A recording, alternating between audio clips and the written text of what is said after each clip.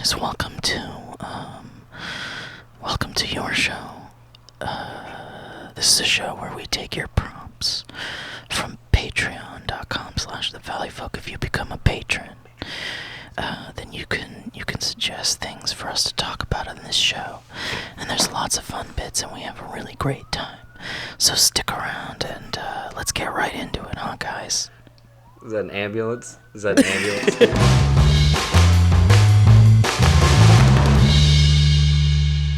I reclaim my time, or whatever that. Yeah. Have you guys been watching the LA live? Historic. I love it so much. Do you? I can't listen to it. It's too uncomfortable for me to listen to. For those who don't know, our city council opened up open calls over Zoom so that people can call in and complain about the government, and it is so uncomfortable to listen to because people are being so angry. And it's happening at the craziest time. The context of it is that these are the meetings that are usually behind closed doors at like 9 a.m. on a weekday, and the public's supposed to be able to go to this stuff and air their grievances. But they can't because, work and life. So the people that do go, they don't really get listened to. Yeah. But here, during all of this social upheaval and all the craziest going on, they were like, well, we still got to do them. So they Zoomed it publicly for everybody, and it was like an all-day affair where people could call in for 2 minutes and just air their grievances about everything. The protests, Black Lives Matter, the COVID response, anything and everything.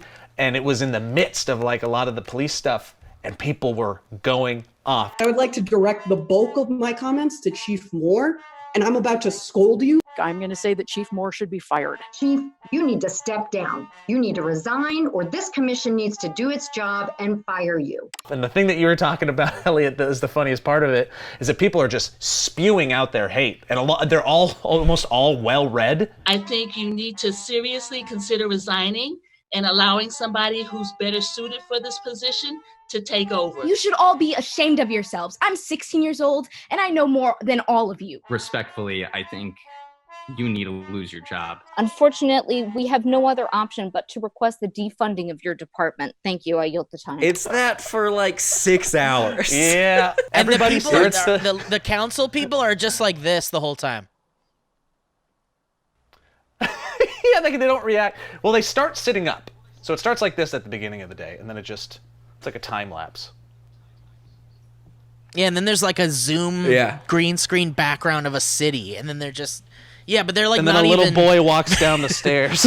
If you don't get back up there, Jackson, I'm going to jump through the screen and tear your little adorable face off. Dude, you got to teach your children to sleep through 3 o'clock, 4 o'clock. It's ridiculous. How many times do we got to ask? Yeah, exactly. What's your strangest encounter with a wild animal? Brad T asks that. A wild what? Animal. Strangest encounter with a wild animal.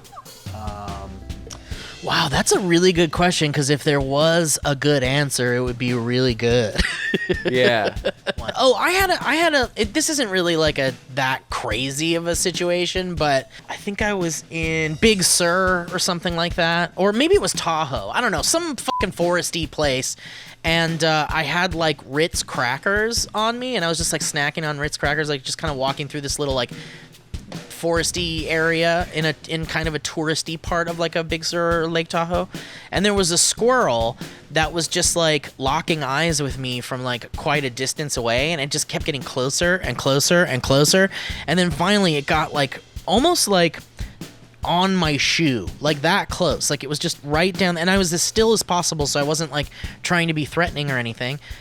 And I pulled out one of my Ritz crackers, and I just like handed it to it. It didn't even move. I remember it took it out of my hand and then just started like looking up at me and eating the Ritz cracker like down at my feet. And I was like, that was cool. That was a great moment. This guy just wanted a Ritz cracker, and he like reached up with his little hands and grabbed the whole cracker from me. It was a wonderful moment. Have you guys ever messed with or played with a ferret before? No. If you grab them by the scruff of their neck, they immediately fall asleep, and it's an easy way to transport them because you just pick them up and then you can hold them and do whatever you want with them. But they fall asleep because it's like a kitten getting scruffed. So it'll go from being all ferrety to immediately like and that's very fun. Wait, does it stay asleep after you let go of the scruff? No, it does not. It wakes up when you let go. Wow. I don't know if it's really sleeping or if it's faking it, but if for all intents and purposes, it's sleeping. And also, rabbits are the most fragile animal in the world, and if you hold them by their bodies, the pressure of their kick is so great that they could actually break their own backs if you're not careful. Welcome to your show.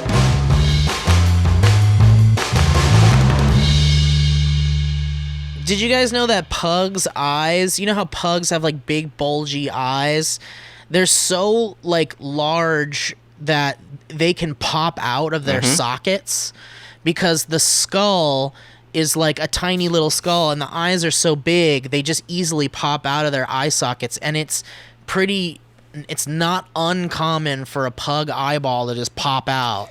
And then you gotta like take it to a fucking vet or something to get the eye put back in. Elliot, did you ever do that? I've heard about it, and I know that what you do is exactly what you think you would do in that situation. You just sort of go, and you put it back in. You gotta pop it in your mouth first and like get it all looped back up. Yeah, you gotta sanitize it. And then wipe it on your shirt. Yeah, like an apple. like you're shining a watch. You gotta spit on it. You do a little spit shine. I don't know of any wild animal encounters I've had recently, but there have been a number of grasshoppers, and I have renewed my hatred of grasshoppers recently. And why?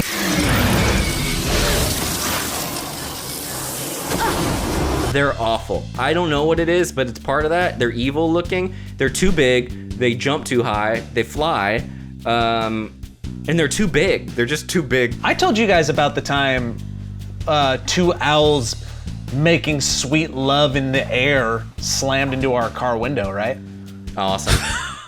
Even if you have told me, tell me again. Dude, Heather and I were like whisking ourselves away from Spokane, driving back to Montana. It was like a spur of the moment decision, and we were driving at night. You know, it's like, remember that Lost Highway trailer and poster where it's just like the yellow lines on the road just going, that's really all you're seeing in the darkness? And that's kind of what the drive is to Montana from Spokane. It's a 2-lane highway most of the way through the mountains, and we're going through this little canyon area, and the headlights are kind of illuminating the sides of the road. You're seeing like silhouettes of mounds and hills, and all of a sudden we just see two specks open up, big wings, and two owls. We see them coming at us for a good 50 yards. We're going way too fast, and literally all I say before our windshield shatters and blows into our faces is, "Oh shit!" Boom! Window explodes. Last thing we saw was the owls. We pull over, we get out, we lose our cell phones because that's that type of night, and we end up getting back into our car, eventually driving all the way to my home, which is still like another hour and a half away. And we wake up in the morning, and we're like, guess we gotta go find our cell phones. So we drive back, we look for the owls. Can't remember if we found them. Heather, did we find the owls? Yeah, we did. We found the owls. They died a beautiful owl, Romeo and Juliet, windshield death together, embraced in each other, and didn't find the phones. I'm telling you, dude, it was like a movie scene. It sucked. It sucked. But like, were they in the middle of the road, just floating? No, we saw in the them middle fly of the road? off of the mound. Like they took flight and then just came straight towards our car. And they were probably huge, right? They were massive. Joe, that's an incredible story. I mean, the end of this, it really is. It's not even the end of it. Like, we go up to the owls after we don't find our phones, and we're like, well, maybe we can save them. So I see one of the eyeballs is out. So I go in and I went, Yeah. and I pop it back in, and then it was fine. It flew away. Due diligence. Call that due diligence. Dude, wait, did you, so you drove back home with your windshield gone? Yeah. Did you not get cut up? No, it was, we got some small cuts, but it was traumatic. It sucked. It was a while ago. I mean, but the windshield exploded. Like, it was tiny, just little fragments that went everywhere. Jeez. Yeah, because it's designed crazy. to do that, right? So you don't get hurt. It's supposed to all crumble. Yeah. But it breaks into weird glass, right? It breaks into like chunks. Yeah. But Chunky Glass, which is my favorite Rage Against the Machine album. Hell yeah, dude. I've been listening to so much Rage Against the Machine. We won't go into that, but I'm just saying I think we got some problems. Have you seen all like the uprising on Twitter of like, you, Todd Morello. If I wanted to listen to politics, I wouldn't listen to your music because they don't realize that what Rage do you Against think the Machine is? Exactly, it's great. What's the Machine in the Rage Against the Machine? Yeah. I just really hate cars, and I thought they were talking about cars. Yeah. In every song. Rage Against the Mechanics in general. I thought it was about computers. I hate computers. They ain't singing about computers? Oh, shit! Well, we've known each other for like 7 years. What are we skipping? Yeah. I think there's some, you've known each other for 7 years. It's time. The one-on-one time, the quality time. I don't know if it's time. I think your guys' relationship is mostly based on a work relationship, so you're really not truly experiencing what the other truly is engaged in their life. Like when you're having a true one-on-one time outside of a professional realm, you're gonna really understand what Steve's likes and dislikes are, and they may or may not run congruent with your own. I understand what's happening here. Elliot, Joe doesn't know about our I love you, Elliot. I love you. I love you. I love you, Elliot. I love you. Text constantly Elliot, I love about you. our... Elliot, I love you more than Steve.